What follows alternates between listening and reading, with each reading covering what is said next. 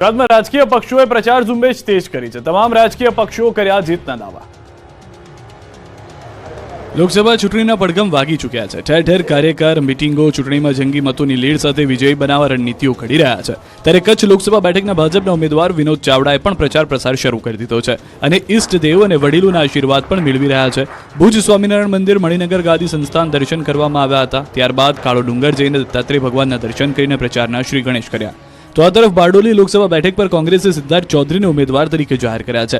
આ વિસ્તારના સળગતા પ્રશ્નોને લઈને સિદ્ધાર્થ ચૌધરીએ સરકાર પર આકરા પ્રહાર કર્યા અને સાથે જ પોતાની જીતનો પણ આશાવાદ તેમણે વ્યક્ત કર્યો। તેમણે લોકોને મત આપવા અપીલ કરી। ભાજપ કોંગ્રેસની સાથે સાથે અન્ય પક્ષો પણ મેદાને આવ્યા છે। ગાંધીનગરમાં એકમ સનાતન ભારત દળ ગુજરાતમાં 26 બેઠક પર ચૂંટણી લડવાની જાહેરાત કરી ચૂક્યું છે।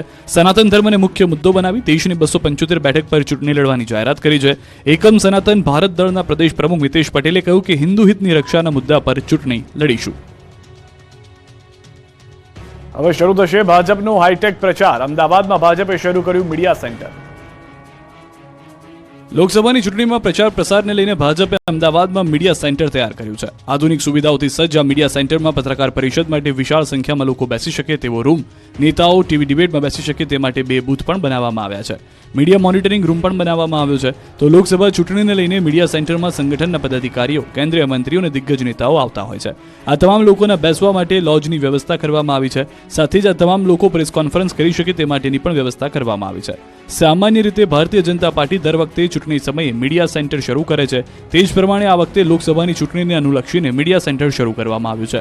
આ પ્રસંગે પ્રદેશ કક્ષાના બનાવાયેલા મીડિયા સેન્ટર બહાર છેલ્લા 10 વર્ષમાં સરકાર દ્વારા જે કામગીરી કરવામાં આવી છે, સાથે જ સરકારની જે ઉપલબ્ધિઓ છે તેને લઈને દર્શાવવામાં આવ્યું છે। સીએમના હસ્તે સેન્ટરની શરૂઆત કરાઈ। આ સમયે CR પાટીલ સહિત કાર્યકરો અને હોદ્દેદારો ઉપસ્થિત રહ્યા।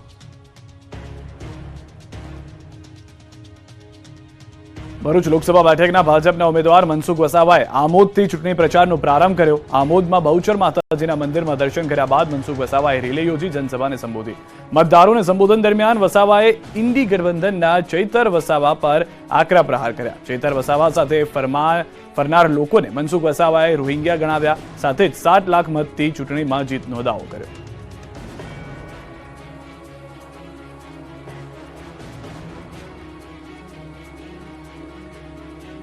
કોંગ્રેસનો ગઢ ગણાતી આણંદ બેઠક માટે રસાકસી તેજ થઈ છે। ભરતસિંહ સોલંકીના ઇનકાર બાદ હવે અમિત ચાવડાનું નામ ચર્ચામાં છે। લોકસભાની ચૂંટણીને લઈને ઉથલપાથલ તેજ છે।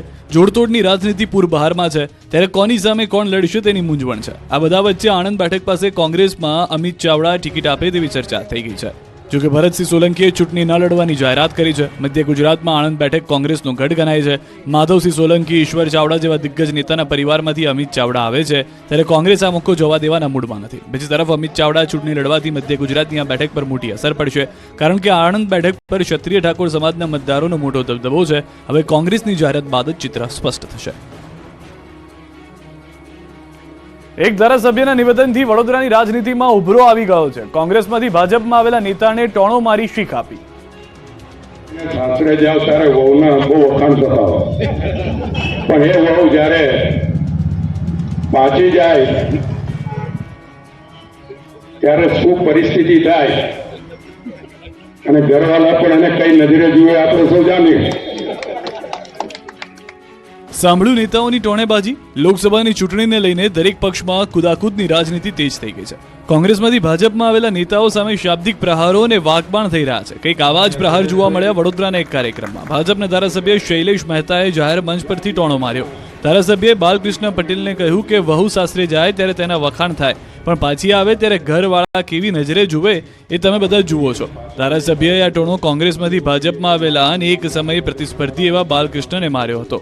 તેમણે કહ્યું કે તમે જ્યાં જાઓ ત્યાં વફાદારી સાથે રહેવું પડે। તાજેતરમાં જ કોંગ્રેસના ઉમેદવાર બાલકૃષ્ણ પટેલ ભાજપમાં જોડાયા। પહેલી વખત જાહેર મંચ પર 2 નેતાઓ એક સાથે જોવા મળતા ધારાસભ્યએ હાથ અજમાવી લીધો। ધારાસભ્યના નિવેદનને લઈને વડોદરા જિલ્લાનું રાજકારણ ગરમાયું છે।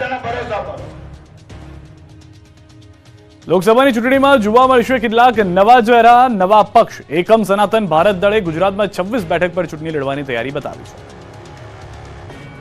લોકસભાની ચૂંટણીમાં હવે ઝંપલાવશે એકમ સનાતન ભારત દળ। દેશમાં આશરે 275 સીટો પર ઉમેદવારો ચૂંટણી મેદાને ઉતારશે। ગુજરાતમાં એકમ સનાતન ભારત દળે 26 બેઠકો પર ચૂંટણી લડવાની જાહેરાત કરી છે. એકમ સનાતન ભારત દળના પ્રદેશ પ્રમુખ મિતેશ પટેલે નિવેદન આપતા કહ્યું છે કે હિન્દુ હિતની રક્ષાના મુદ્દા પર તેઓ ચૂંટણી લડશે. સનાતન ધર્મને મુખ્ય મુદ્દો બનાવી આગળ વધશે. મહિલાઓની રક્ષા, ખેડૂતની રક્ષા માટે કામ કરવાની વાત કરી. એકમ સનાતન ભારત એ રાજકીય પક્ષ કરતા વધુ એક આંદોલન છે, જેનો ઉદ્દેશ્ય સનાતન સંસ્કૃતિનું પુનરુત્થાન અને સનાતન સમાજ, મંદિરો અને ગાયોનું રક્ષણ છે. નર્મદામાં શાંતિપૂર્ણ માહોલમાં ચૂંટણી યોજાય તે માટે સુરક્ષા જવાનોએ મોરચો સંભાળી લીધો છે. નર્મદા જિલ્લામાં લોકસભા ચૂંટણીને ધ્યાનમાં રાખી રાજપીપળામાં બીએસએફ જવાનોની ફ્લેગ માર્ચ યોજાય. લોકસભાની નાંદોદ અને ડેડિયાપાડામાં એમ 2 બેઠકો પર ચૂંટણી યોજાવાની છે. આ બંને બેઠકો પર શાંતિપૂર્ણ રીતે મતદાન થાય એ માટે નર્મદા જિલ્લામાં બાહ્ય પોલીસ સુરક્ષા દળો તૈનાત કરી દેવાયા છે. બીએસએફના સુરક્ષા જવાનો શહેરના વિસ્તારની માહિતી માટે રાજપીપળા ટાઉન પોલીસ સાથે શહેરમાં ફ્લેગ માર્ચનું આયોજન કર્યું. લોકસભા ચૂંટણી યોજાવાની છે ત્યારે વહીવટીતંત્રની સાથે નર્મદા પોલીસ પણ સજ્જ બની છે. નર્મદા જિલ્લો બોર્ડરનો જિલ્લો હોય, બીએસએફ જવાનોની ટુકડીએ નર્મદા જિલ્લા પોલીસ વડાની સૂચનાથી સમગ્ર ચૂંટણી દરમિયાન જિલ્લામાં સંપૂર્ણ શાંતિ રહે એ માટે જિલ્લામાં સુરક્ષા સંભાળી છે. રાજ્યમાં ગરમી અસહ્ય પડવાની છે. હવામાન વિભાગે ગરમીને લઈને મોટી આગાહી કરી છે. સૌરાષ્ટ્રમાં પડશે આકરો તાપ. આગ ઓગતી ગરમી માટે થઈ જજો તૈયાર. ગરમીનો પારો 40 ડિગ્રી પહોંચી શકે છે. સૌરાષ્ટ્રમાં અત્યંત ગરમી પડશે. રાજ્યમાં ધીરે ધીરે તાપમાનનો પારો ઊંચકાઈ રહ્યો છે. આગામી દિવસોમાં ગરમીનો પારો 40 ડિગ્રી પાર થશે તેવી આગાહી હવામાન વિભાગે આપી છે. તો સૌરાષ્ટ્રમાં આ વખતે આકરી ગરમી રહેવાની શક્યતા છે. જો કે હવામાન નિષ્ણાત અંબાલાલ પટેલે પણ 20 માર્ચ સુધીમાં ગરમી વધવાની વાત કરી. કેટલાક ભાગોમાં તો મહત્તમ તાપમાન 40 ડિગ્રી જેટલું પહોંચવાની શક્યતા વ્યક્ત કરી. મધ્ય ગુજરાતના ભાગોમાં મહત્તમ તાપમાન 41 ડિગ્રી, તો સૌરાષ્ટ્રમાં પણ ગરમી અસહ્ય પડવાની વાત કરી. આ ઉપરાંત 22 માર્ચ સુધીમાં મહત્તમ ઉષ્ણતામાન 42 ડિગ્રી થઈ શકે છે. ઉત્તર ગુજરાતમાં 40 ડિગ્રી, કચ્છમાં 39 ડિગ્રી, ગિરનારમાં 40 ડિગ્રી, સૌરાષ્ટ્રમાં 39 ડિગ્રી, સુરતમાં 39 ડિગ્રી તાપમાન નોંધાઈ શકે છે. આ સાથે તેમણે વલસાડમાં પણ ગરમી વધવાની આગાહી કરી છે. અંબાલાલ પટેલે વધુમાં જણાવ્યું છે કે 20 માર્ચ સુધીમાં હવામાનમાં પલટો પણ આવી શકે છે. દેશના ઉત્તર પર્વતીય વિસ્તારમાં વેસ્ટર્ન ડિસ્ટર્બન્સ આવવાની શક્યતા રહેશે. 21 થી 22 માર્ચના ઉત્તર પર્વતીય વિસ્તારોમાં હિમવર્ષાની શક્યતા છે.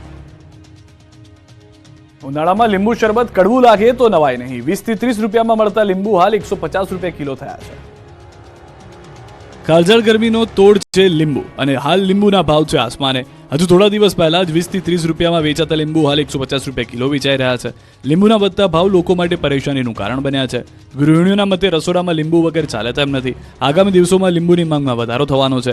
એવા સમયે જ લીંબુના ભાવ વધતા ગૃહિણીઓ ચિંતામાં છે. હાલ લીંબુના ભાવ થોડા સમય માટે વધ્યા છે. જો કે આ ભાવ અસહ્ય છે. જો કે લીંબુના વેપારી ભાવ વધારા પાછળ આવક ઓછી અને માંગ વધારે હોવાનું તારણ આપે છે.